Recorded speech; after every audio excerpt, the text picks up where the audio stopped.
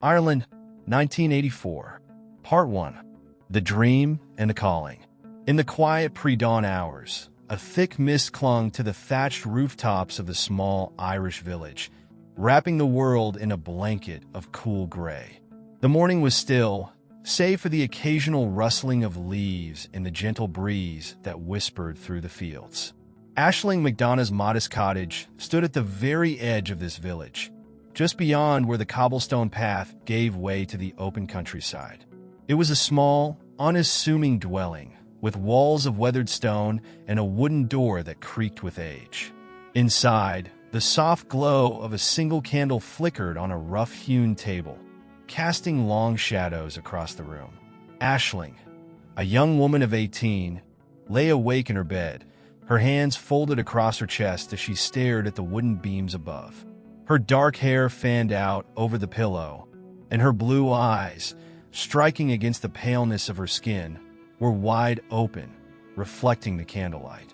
Though the world around her was steeped in silence, Aisling's mind was anything but quiet. Born without the ability to hear, Aisling's world had always been one of profound silence. She had never heard the laughter of children playing in the streets, nor the songs that rose from the church on Sunday mornings. She could only imagine the rustling of the wind in the trees or the distant murmur of the sea, which the villagers spoke of with such fondness. But while she lived in this silent world, Aisling's heart was attuned to something deeper, something that resonated with an unshakable faith. The people of the village, while kind, often saw her as different, and not just because of her deafness. There was a certain otherworldliness about her, a sense of calm and inner peace that set her apart.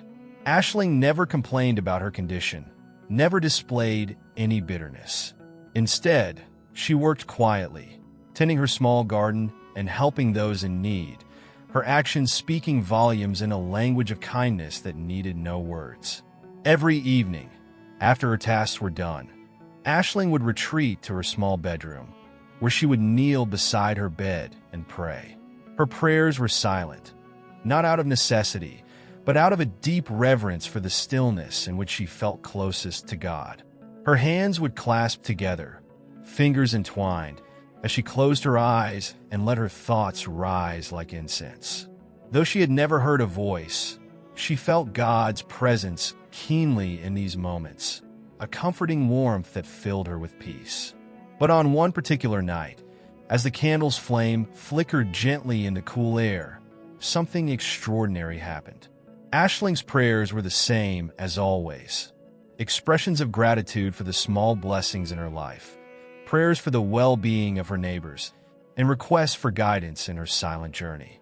Yet, as she prayed, she felt a sudden and overwhelming warmth envelop her, far stronger than she had ever experienced before. It was as though the very air around her had become charged with a divine energy, wrapping her in a gentle embrace.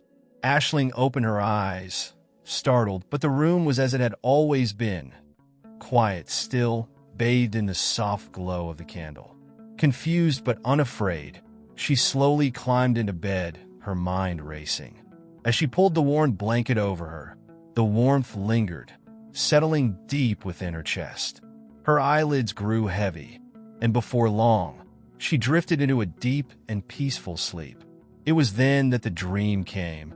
In her dream, Aisling found herself standing on a hill she knew well, though it had been many years since she had visited it. The hill was overgrown with wild grasses and brambles, the remains of an old stone church barely visible beneath the tangled vegetation. This church had once been the heart of the village, a place of worship and community, but it had fallen into disrepair and was eventually abandoned after a series of tragic events. The villagers spoke of it rarely, and when they did, it was with a mixture of sadness and superstition, for many believed the hill to be cursed. But in Aisling's dream, the hill was different. It was bathed in a golden light, as if the sun itself had descended to rest upon it. The air was filled with a sense of peace so profound that it brought tears to her eyes. She could see the ruins of the old church, but they no longer appeared desolate. Instead, they seemed to glow with an inner light, as if the stones themselves were alive with divine energy. And then she saw him. Standing at the center of the light was a figure, indistinct and yet unmistakable. Though she could not see his face, Aisling knew with every fiber of her being that she was in the presence of God. Her heart swelled with awe, and she fell to her knees, not out of fear, but out of reverence and love. Aisling, the voice spoke, not through sound, but directly into her soul. It was a voice that resonated with the power of creation itself, and yet it was as gentle as a summer breeze. I have chosen you. Build my house here on this hill, a place of peace, where the weary will find rest, and the sick will be healed. Have faith, and I will guide you. The words filled her with a sense of purpose so strong that it banished all doubts. She looked up, and the vision began to fade, the golden light dimming as the world of her dreams slipped away. But the message remained, etched into her heart as clearly as if it had been spoken aloud. When Aisling awoke the next morning, the first light of dawn was just beginning to creep through the small window of her cottage. She sat up slowly, her mind still swirling with the vivid images of her dream. The warmth she had felt during her prayers the night before had returned, radiating from her chest and filling her with a quiet determination. There was no question in her mind that the dream had been real. She had heard God's call, and she knew what she must do. But as she looked around the small, familiar room, a pang of uncertainty gripped her heart. How could she, a deaf girl with no resources or influence, possibly undertake such a monumental task? Who would believe her if she told them what she had seen? And even if they did believe her, how could she convince them to help? These questions weighed heavily on her as she dressed and prepared for the day. But despite her doubts, Aisling knew she could not ignore the call. She had always trusted in God's guidance, and she would do so now, even if the path ahead seemed impossible. After a simple breakfast of bread and tea, Aisling set out for the village. The morning air was crisp, and the mist that had blanketed the village was beginning to lift, revealing the familiar landscape of stone cottages and cobblestone streets. As she walked, she could feel the eyes of the villagers upon her, but she paid them no mind. She had always been the subject of whispers and curious glances, but today, her thoughts were elsewhere. Her first destination was the church, a small but sturdy building that stood at the heart of the village. It was a place Aisling had visited often, finding solace in its cool stone walls and the flickering candlelight that always seemed to chase away the darkness. The church's priest, Father O'Malley, was a man of advanced age, with a kind heart but a stern demeanor. He had known Aisling since she was a child, and while he respected her faith, he had always regarded her with a certain cautious distance, as if unsure how to connect with someone who lived in a world of silence. Aisling entered the church, the wooden door creaking softly as she pushed it open. The interior was dimly lit, the air heavy with the scent of incense. Father O'Malley was at the altar, arranging the candles for the morning mass. He looked up as Aisling approached, his expression softening into a smile of recognition. "Aisling, my child," he greeted her, his voice gentle. Though she could not hear his words, she could read his lips and the kindness in his eyes.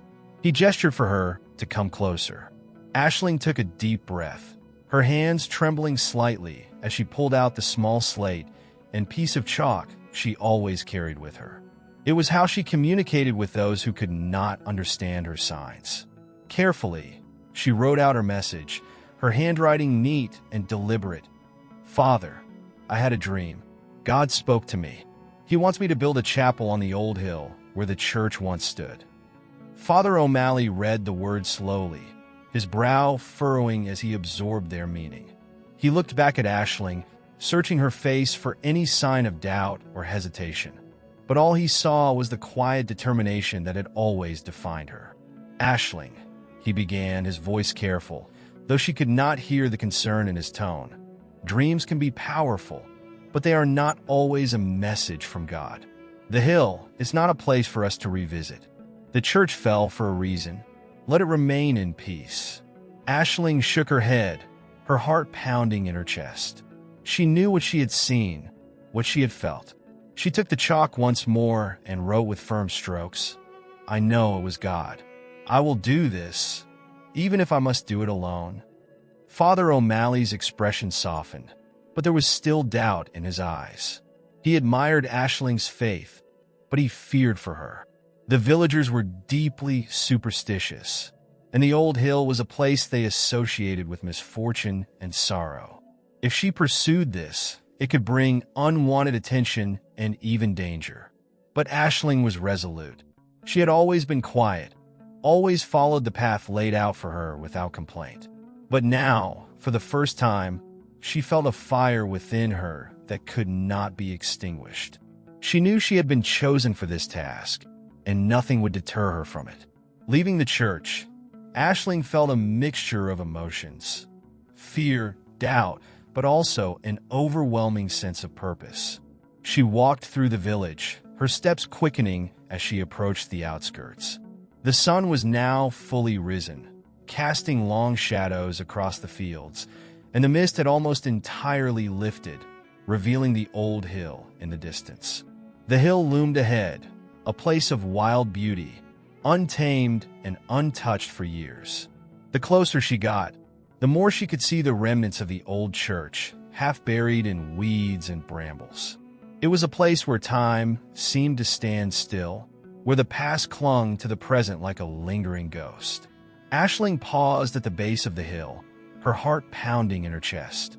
She could feel the weight of the task before her, but with it came a strange sense of calm. She knelt down, running her fingers through the grass, and closed her eyes.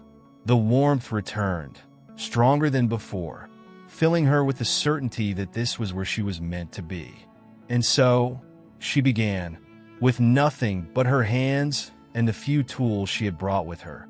Aisling set to work. The first step was to clear the overgrown weeds and debris that had taken over the hill. It was slow, exhausting work, but she persisted, driven by a strength that seemed to come from a place beyond her own. The sun climbed higher in the sky as the hours passed, but she did not stop, not even to rest. By the time the sun began to set, Aisling had cleared a small section of the hill. Her hands were raw and blistered, her muscles aching with fatigue, but there was a sense of satisfaction that filled her as she looked at what she had accomplished. It was a small start, but it was enough. As she gathered her tools and prepared to return home for the night, Aisling looked back at the hill. The setting sun bathed it in a golden light, just as it had in her dream. She knew that this was only the beginning of a long and difficult journey, but she was ready. Her faith was her guide, and she would follow it wherever it led. Part 2. The First Follower. The sun hung low in the sky, casting a warm, golden hue across the village as Aisling made her way back to the hill. She had spent the previous night in restless sleep, her mind racing with the enormity of the task ahead. Yet, despite the uncertainty, her determination remained unshaken. The hill had been a place of isolation and forgotten memories for so long, but now it seemed to pulse with a quiet energy, as if it were awakening after years of slumber. As she approached the base of the hill, the remnants of the old church loomed before her. Crumbling stones covered in moss and vines, the faint outline of what had once been a place of worship barely discernible beneath the overgrowth. The land was rugged, uneven, and full of obstacles, but Aisling saw beyond the decay. In her mind's eye, she could already envision the chapel that would stand there, a beacon of light and hope for the village. The morning was cool, and a light mist clung to the grass, dampening the hem of her skirt as she knelt to begin her work. The air was filled with the earthy scent of damp soil and decaying leaves, mingling with the faint fragrance of wildflowers that had taken root among the ruins. Aisling's fingers, still raw from the previous day's labor, dug into the earth as she pulled away the tangled weeds that had overtaken the site. Her movements were slow and deliberate, each action performed with the quiet reverence of someone fulfilling a sacred duty. Hours passed, marked only by the gradual warming of the sun as it climbed higher in the sky. The silence of the hill was broken only by the occasional rustle of leaves in the breeze and the distant chirping of birds. Aisling worked in solitude, her thoughts focused solely on the task at hand. She was so absorbed in her efforts that she didn't notice the figure approaching from the path that wound up from the village. It wasn't until a shadow fell across her that she looked up, startled to see an elderly woman standing nearby. The woman was small and slightly stooped with age, her face lined with the marks of a long life. She wore a simple shawl over her shoulders, and in her hands, she held a basket filled with fresh bread and a small flask of water. Aisling recognized her instantly. This was Moira O'Donnell, a widow who had lived in the village for as long as anyone could remember. Moira was known for her wisdom and for the quiet strength that had seen her through many hardships. "What are you doing here, child?" Moira asked, her voice gentle yet firm. Though Aisling could not hear her, she could read the concern in the old woman's eyes and the slight frown on her lips. Aisling quickly wiped her hands on her apron and reached for the slate she carried with her. With careful strokes, she wrote, "Building God's house." Moira read the words and nodded slowly, her expression thoughtful. She looked around at the overgrown hill, at the ruins of the old church, and then back at Aisling. There was a moment of silence as she considered the young woman before her, kneeling in the dirt with such a determined look in her eyes. Moira had heard the whispers in the village, the talk of Aisling's dream and her strange mission. Many had dismissed it as the foolishness of a girl who didn't understand the world, but Moira saw something different in Aisling, something that reminded her of a time when faith had been the guiding light of her own life.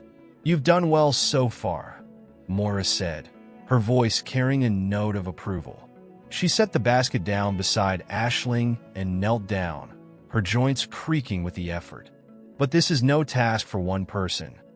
Aisling's heart lifted at Moira's words, though she kept her expression calm. She wrote on the slate, "Will you help me?" Moira looked at the words for a long moment, then back at Aisling. A small smile tugged at the corners of her mouth. "I will," she replied, her tone resolute. "But understand this. What you're doing won't be easy. The villagers fear this place, and they'll try to stop you. But if you have faith, we can do this together." Tears welled up in Aisling's eyes, and she nodded gratefully. She had felt so alone in her mission, so unsure of whether anyone would ever believe in the vision she had seen. But now, with Moira by her side, she felt a renewed sense of hope. They were few, but together, they could make a start. With Moira's help, the work progressed more quickly. Moira, though old, was still strong and capable, her hands as steady as they had been in her youth. She brought tools from her home, an old but sharp sickle, a sturdy spade, and a wheelbarrow to carry away the debris. Together, they began to clear the land more efficiently, the once overgrown hill gradually transforming under their combined efforts. As they worked, Moira shared stories of the old days, of the church that had once stood on the hill, and the people who had worshipped there. Aisling listened intently, though she could not hear the words. She watched Moira's lips and the expressive gestures of her hands, piecing together the tales of a time long past. It was a history she had never known, and it deepened her resolve to restore the place to its former glory. The sun was high in the sky when they finally paused for a rest. Moira handed Aisling a piece of bread from the basket, and they sat together on a large, flat stone, overlooking the work they had done. The air was warm now, filled with the sound of birdsong and the rustling of leaves in the trees that bordered the hill. Aisling took a bite of the bread, its simple, comforting taste grounding her in the present moment. She glanced at Moira, who was gazing out at the horizon, her expression one of quiet contentment. "You have a strong spirit, Aisling," Moira said, turning to look at her. "I see now why God chose you for this task. But remember, it's not just the chapel you're building. You're also building faith in yourself, in this village, and in those who will come after us." Aisling nodded, feeling the truth of Moira's words settle deep within her. This was more than just a physical structure. It was a testament to the power of faith, to the belief that even in the darkest places, light could be found. She felt a swell of gratitude for Moira's support and for the newfound sense of purpose that had brought them together. As the afternoon wore on, their work continued, each passing hour bringing them closer to their goal. The hill, once overgrown and abandoned, was now beginning to take shape as a place of promise. The stones of the old church, once scattered and forgotten, were being carefully gathered and set aside, ready to be used in the construction of the new chapel. And then, as the shadows began to lengthen, a third figure appeared on the path leading up to the hill. It was a boy, no more than 12 years old, with tousled brown hair and a shy demeanor. Aisling recognized him as Liam, the youngest son of a local farmer. He approached hesitantly, his eyes wide with curiosity as he took in the scene before him. "Are you really building a chapel here?" Liam asked, his voice barely above a whisper as he addressed Moira. Moira smiled and nodded. "We are," she replied, her tone kind. "Would you like to help?" Liam hesitated for only a moment before nodding eagerly. "Yes, please," he said, a note of excitement in his voice. "I can carry stones and bring water." Aisling watched the interaction with a warm heart. She wrote on her slate, "Welcome, Liam. We're glad to have you." The boy beamed at the words, and with newfound energy, he set to work alongside them. His youthful enthusiasm brought a lightness to the task, and soon, the three of them were working in harmony, their efforts combining to transform the hill into a place of beauty and purpose. As the day drew to a close, Aisling stood back to survey their progress. The hill was now cleared of most of the overgrowth, the stones of the old church neatly piled, ready for use. It was still far from complete, but the foundation had been laid, not just in the physical sense, but in the bonds that were forming between those who believed in the vision. The sun dipped low on the horizon, casting a warm, golden glow across the landscape. Aisling felt a deep sense of peace as she looked out at the work they had done. She knew that there would be challenges ahead, but for now, she allowed herself a moment of quiet satisfaction. Moira placed a hand on her shoulder, her touch gentle yet reassuring. "This is only the beginning, child," she said softly. "But it's a good beginning." Aisling nodded, her heart full of gratitude. Together, they gathered their tools and began the walk back to the village, the setting sun at their backs. The hill, once a place of forgotten memories and lost hope, was now a place of promise, a promise that with faith and determination, anything was possible. Part 3. The Crisis of Faith. The hill had undergone a remarkable transformation over the past weeks.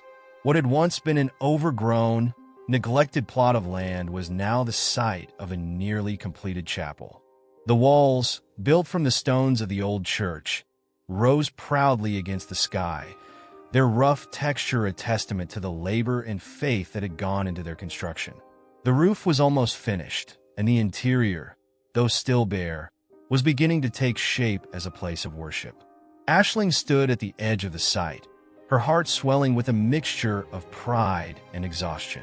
The work had been grueling, far more than she had ever imagined, but the progress they had made filled her with a sense of accomplishment. Every day, more villagers had joined the effort, drawn by the undeniable sense of purpose that seemed to radiate from the hill. They came with tools, food, and willing hands, each contributing what they could to the cause. As the days passed, the chapel had become more than just a building.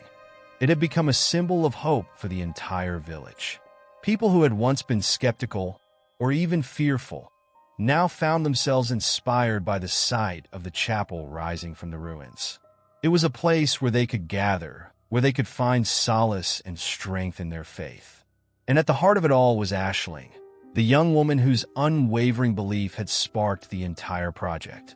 Yet, as the chapel neared completion, Aisling began to feel a growing unease. The dream that had guided her from the beginning had been a source of comfort and direction. But now, as the final stones were laid and the roof beams secured, she found herself questioning the future. What would happen once the chapel was finished? Would it truly become the place of peace and healing that God had promised in her dream? Or had she misunderstood his message? These doubts, which had been nothing more than whispers in the back of her mind, now began to grow louder, feeding her fears. One evening, after the last of the villagers had left for the night, Aisling remained behind, sitting on the steps of the chapel and watching as the sun dipped below the horizon. The sky was ablaze with the colors of sunset, but Aisling's thoughts were far from the beauty of the moment. She was tired, more tired than she had ever been in her life, and the weight of the responsibility she had taken on was beginning to feel overwhelming. As she sat there, lost in thought, she didn't notice the figure approaching until a shadow fell across her. Startled, Aisling looked up to see Father O'Malley standing before her, his expression one of concern. The old priest had been a frequent visitor to the site, offering his guidance and prayers, though he had remained somewhat distant, still unsure of the divine nature of Aisling's vision. "Child, you've done more here than anyone could have imagined," Father O'Malley began, his voice gentle. "But I see the worry in your eyes. What troubles you?" Aisling hesitated, then reached for her slate, her fingers trembling slightly as she wrote. "I'm afraid. What if I was wrong? What if this isn't what God wanted?" Father O'Malley read her words slowly, his brow furrowing in thought. He knelt beside her, his presence a steadying force. "Faith is a difficult journey, Aisling," he said after a moment. "It's natural to have doubts, especially when the path is unclear. But remember, faith isn't about having all the answers. It's about trusting in God, even when you don't see the full picture." Aisling nodded, but the doubt remained, gnawing at her. She wrote again, "What if I've led everyone astray? What if the chapel isn't blessed and no miracles happen here?" Father O'Malley's expression softened, and he placed a hand on her shoulder. "Aisling, the very act of building this chapel, of bringing this village together, is a miracle in itself. You've inspired faith in others through your actions, and that is a powerful thing. Whether or not there are physical miracles, you've already done God's work by bringing hope where there was none." Aisling looked into the priest's eyes, searching for reassurance. His words were comforting, but they didn't entirely dispel the fear that lingered in her heart. She had put everything into this project, guided by a dream that had felt so real, so certain. But now, as the reality of the chapel stood before her, the weight of expectation felt almost too much to bear. Father O'Malley seemed to sense her continued unease, and he offered a gentle smile. "Let's pray together, Aisling. Sometimes in the silence, God's voice becomes clearer." Together, they knelt on the stone steps of the chapel, and though Aisling could not hear the words of the prayer, she felt the warmth of Father O'Malley's faith surrounding her. She closed her eyes, letting the silence envelop her, reaching out with her heart for the presence of God that had always been her guide. The night deepened around them, and as the stars began to twinkle in the darkening sky, Aisling felt a sense of peace slowly returning. It was not the full certainty she had hoped for, but it was enough, a small light in the darkness, a reminder that she was not alone. When they finished their prayer, Father O'Malley rose to his feet and looked down at her with a kind expression. "Go home, child. Rest. Tomorrow is another day, and God's work will continue, just as it always has." Aisling nodded, her heart lighter than it had been earlier. She gathered her things and made her way back down the hill, the night air cool against her skin.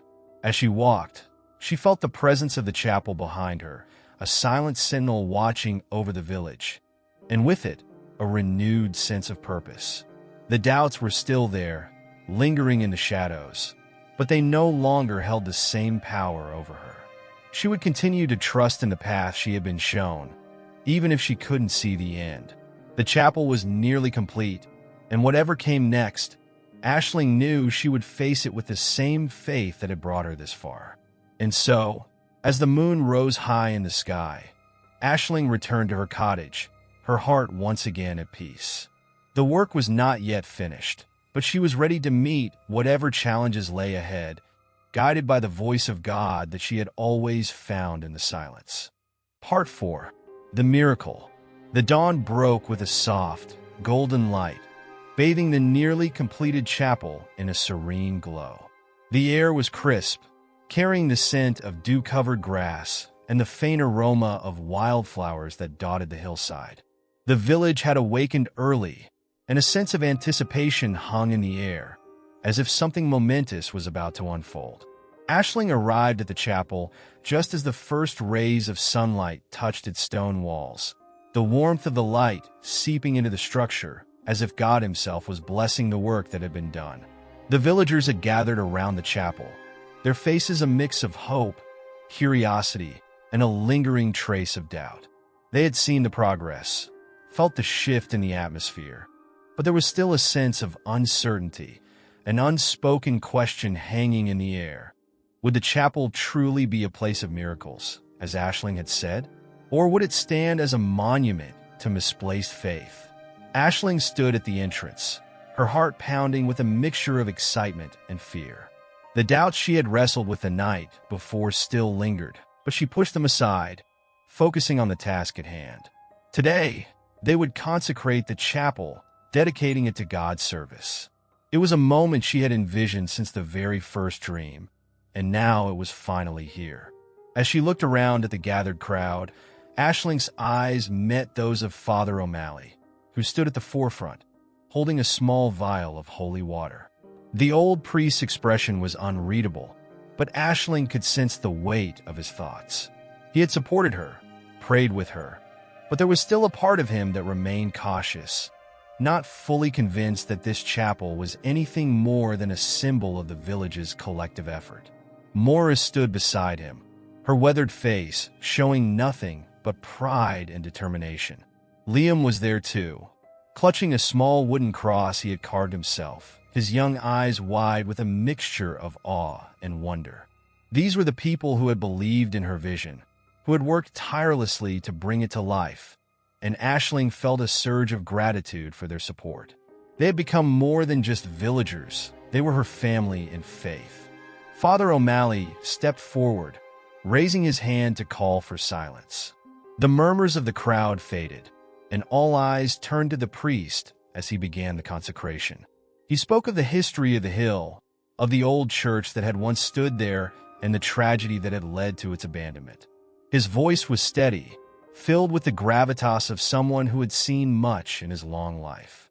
As we gather here today, Father O'Malley said, we stand on sacred ground, a place where our ancestors once worshipped, where they found solace and strength in their faith.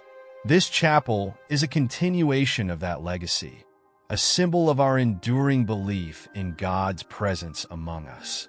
Today, we dedicate this chapel to his service, praying that it will be a place of peace, healing, and hope for all who enter. He uncorked the vial of holy water and began to sprinkle it on the chapel's stone walls, murmuring prayers as he did so. The villagers watched in reverent silence, the air thick with expectation. Aisling closed her eyes, joining her own prayers with those of Father O'Malley, asking God to bless this place and all who would come to it seeking his presence. As the consecration continued, a sense of stillness settled over the crowd, as if the very air had become charged with something holy. Aisling felt it too, a warmth that began in her chest and spread outward, filling her with a peace that she hadn't felt since the first night she had received the dream. It was as if God was answering her doubts, reassuring her that she had not been mistaken, that this was indeed his will. Just as Father O'Malley finished the consecration, something extraordinary happened. The sunlight, which had been steadily growing brighter, suddenly intensified, bathing the entire chapel in a brilliant, golden light. It was so bright that the villagers had to shield their eyes, and a collective gasp rose from the crowd. Aisling felt her breath catch in her throat as she looked up, her heart pounding in her chest. The light wasn't just sunlight, it was something more, something divine. It seemed to pulse with a gentle warmth, filling the air with a presence that was both comforting and awe-inspiring.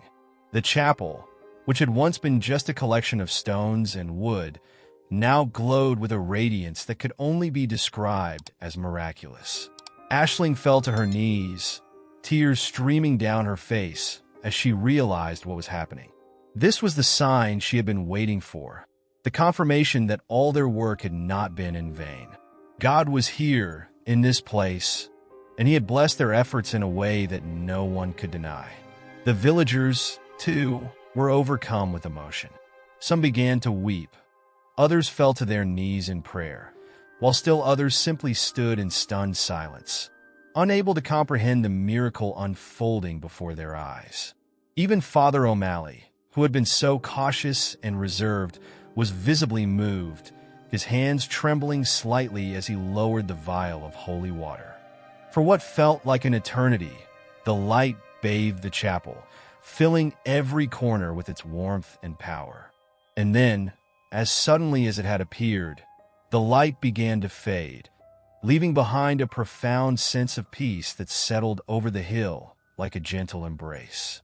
When the light finally disappeared, the chapel stood before them, transformed. It was still the same structure they had built with their hands, but now it seemed to shine with an inner light, as if it had been touched by God himself. The villagers remained where they were, still awestruck by what they had witnessed. Aisling slowly rose to her feet, her heart overflowing with gratitude. She turned to face the crowd, her voice trembling with emotion as she wrote on her slate, "God is with us. This chapel is his house, and all who come here will find peace." The villagers read her words, and a ripple of agreement passed through the crowd. The doubts that had lingered were gone, replaced by a certainty that they had been part of something truly miraculous. The chapel was not just a building. It was a living testament to their faith, a place where God had chosen to dwell among them. Father O'Malley stepped forward, his eyes shining with unshed tears. "Let us pray," he said, his voice choked with emotion. "Let us thank God for his presence among us, and for the gift of this chapel, which will stand as a beacon of hope for generations to come." And so, with the dawn light still lingering on the horizon, the villagers knelt together and prayed, their voices rising as one. It was a prayer of gratitude, of joy, and of deep, abiding faith.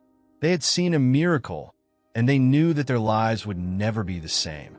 Aisling remained at the chapel long after the others had gone, her heart full of peace. She knew that the journey was far from over, that there would be challenges ahead. But she also knew that she was not alone. God had shown her the way, and she would follow it with all her heart. As the sun climbed higher in the sky, Aisling walked slowly down the hill, feeling the warmth of the day on her skin. The chapel stood behind her, bathed in the light of a new day, a symbol of all that was possible with faith. And as she walked, she felt a quiet joy settle over her, a joy that would carry her through whatever came next. Part 5. Faith in Silence. The chapel, now fully completed, stood as a beacon of faith on the hill, its stones gleaming in the midday sun. It had become a place of gathering, where the villagers came not only to worship but to find solace, healing, and a renewed sense of purpose. The once overgrown hill was now a place of life, filled with the sound of laughter, prayers, and the gentle rustle of leaves in the breeze. The chapel had quickly become the heart of the village, a symbol of the divine presence that had touched their lives in ways they could never have imagined. Inside the chapel, the air was cool and filled with the faint scent of candles burning at the altar. The simple wooden pews, crafted by the hands of the villagers, were filled with people who had come to offer their thanks, to pray for guidance, or simply to sit in the quiet presence of God. The sunlight streamed through the small, stained glass windows, casting colorful patterns on the stone floor, creating an atmosphere of peace and reverence. Aisling sat at the back of the chapel, her heart swelling with gratitude as she watched the scene before her. The journey to this moment had been long and filled with challenges, but it had all been worth it. The doubts and fears that had once plagued her were now a distant memory, replaced by a deep, abiding faith that filled every corner of her being. She knew that this chapel was not just a building. It was a living testament to the power of faith, a place where the divine and the human met in a profound and beautiful way. As the service continued, led by Father O'Malley, Aisling felt a gentle warmth spread through her chest, the same warmth she had felt on the night of her dream and again during the consecration. It was a familiar presence, a reminder that God was with her, guiding her every step. She closed her eyes, allowing herself to be fully present in the moment, her heart open to whatever God had in store for her next. When the service ended, the villagers lingered, talking in hushed tones as they made their way out of the chapel and back into the bright afternoon sunlight. Aisling remained seated, lost in thought, her mind drifting back over the events that had brought them all to this point. The chapel was a miracle, yes, but it was also a beginning, a foundation upon which the future would be built. Moira, who had been sitting near the front, made her way back to Aisling, her steps slow but steady. She sat down beside her, placing a gentle hand on her arm. "It's beautiful, isn't it?" Moira said, her voice filled with emotion. "I never thought I'd see something like this in my lifetime." Aisling nodded, her eyes still closed, a small smile playing on her lips. She reached for her slate, writing with careful strokes, "It's more than I ever dreamed. Thank you for believing in me." Moira read the words and squeezed Aisling's arm gently.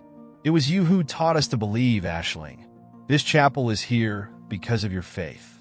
Aisling opened her eyes, turning to look at the older woman. Moira's face was lined with age, but her eyes were bright and full of life, a testament to the strength that had carried her through so many trials. Aisling felt a deep sense of love and gratitude for Moira, for Liam, for Father O'Malley, and for all the villagers who had come together to make this dream a reality. The chapel was now a place of stories, stories of faith, of healing, of transformation. Each day, more people came to the chapel, drawn by the tales of the miracle that had occurred there. Some came out of curiosity, others out of desperation, but all left with a sense of peace that was impossible to describe. One afternoon, a man arrived at the chapel, his face weary and lined with worry. He had traveled from a distant village, drawn by the stories he had heard. His young daughter, no more than 7, was with him, her small hand clutching his tightly. The child was pale and thin, her eyes dull with illness. The man had tried everything to heal her, but nothing had worked, and now, as a last resort, he had brought her to the chapel, hoping for a miracle. Aisling watched as the man approached the altar, his steps hesitant, his heart heavy with fear. He knelt, cradling his daughter in his arms, and began to pray, his voice trembling with emotion. The chapel was silent, the air thick with the weight of his desperation. As Aisling watched, she felt a stirring in her heart, a gentle nudge from the presence that had guided her all this way. She knew what she had to do. Rising from her seat, she walked slowly down the aisle, her steps measured and deliberate. The man looked up as she approached, his eyes filled with a mixture of hope and despair. Aisling knelt beside him, placing a hand on the child's forehead. Her skin was hot to the touch, feverish, but there was a stillness in her expression that belied the severity of her condition. Aisling closed her eyes, focusing all her thoughts, all her prayers on the little girl before her. She prayed for healing, for peace, for the strength to carry out God's will, whatever that might be. The warmth in Aisling's chest grew, spreading through her body until it seemed to fill the entire chapel. She could feel the presence of God, as tangible as the stones around her, and with it came a sense of certainty that she had never felt before. She knew that this was a moment of divine intervention, that the chapel had indeed become a place of miracles. As Aisling prayed, the little girl's breathing grew steadier, her fever began to subside, and a faint color returned to her cheeks. The man watched in awe, tears streaming down his face as he realized what was happening. His daughter, who had been at death's door, was being healed before his very eyes. When Aisling finally opened her eyes, the little girl was looking up at her, her eyes clear and bright. Aisling smiled, her heart overflowing with gratitude and joy. She took the girl's hand, helping her to sit up, and then looked at the father, who was weeping openly. "Thank you," he whispered, his voice choked with emotion. "Thank you, God, and thank you, Aisling." Aisling shook her head, writing on her slate, "It is God who heals. I am just his servant." The man read the words and nodded, his expression one of deep reverence. He gathered his daughter into his arms, holding her close as if he could hardly believe she was truly well. The other villagers, who had been watching from a respectful distance, began to murmur among themselves, their voices filled with wonder at what they had witnessed. From that day on, the chapel became known as a place of miracles. People came from far and wide, bringing their hopes, their fears, and their prayers. And while not every prayer resulted in a miraculous healing, everyone who came left with a sense of peace, a renewed faith in the presence of God in their lives. Aisling continued to serve at the chapel, her faith growing stronger with each passing day. She never sought recognition or praise, content to remain in the background, quietly offering her prayers and guidance to those who sought it. Her world remained one of silence, but within that silence, she found the voice of God, speaking to her heart in ways that words could never express. The chapel stood as a testament to the power of faith, a place where the divine and the human met, where miracles were not just moments of divine intervention, but the everyday acts of kindness, love, and faith that transformed lives. And at the heart of it all was Aisling, the young woman who had listened to the voice of God in the silence and had brought hope, healing, and light to her village. As the years passed, the chapel became a place of pilgrimage, a sanctuary where people came to reconnect with their faith, to find solace in their darkest moments, and to experience the quiet, profound presence of God. The village itself thrived, its people united by the shared experience of having witnessed the miraculous, and by the deep bonds of community and faith that had been forged on that hill.